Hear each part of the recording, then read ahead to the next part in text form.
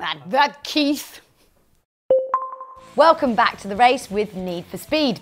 After having a small break to really perfect this game, creators Ghost have taken it back to the start and included all the elements from the franchise that you love, plus a whole lot more. Why not jump into this beautifully detailed open world to see just what kind of racer you want to be? Here's my guide to the best things about 2015's Need for Speed. So you gotta ask yourself, are you the kind of driver who's in for the rush?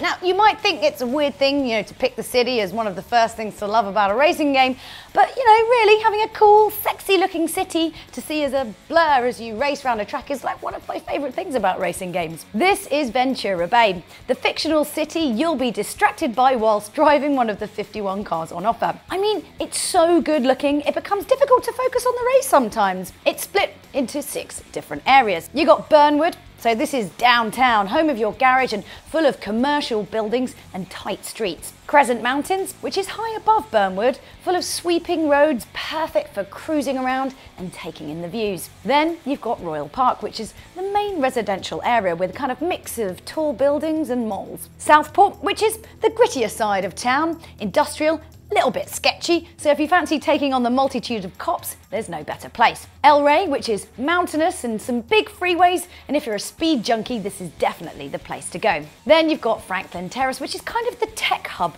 of Ventura Bay.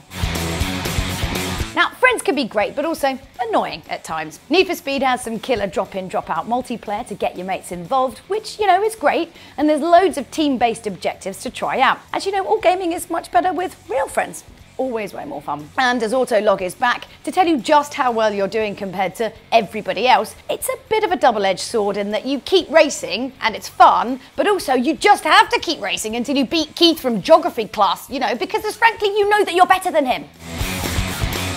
Each Need for Speed has had different themes, and for this title it really seems like they've listened to fans and kind of chucked in all the things we love from previous titles. So why not have all the best in one game? Speed, well, you get the idea. You've got style, which is drifting and jumping and generally showing off how amazing you are in a car, because who frankly doesn't like to show off? Crew, which is all the team-based objectives.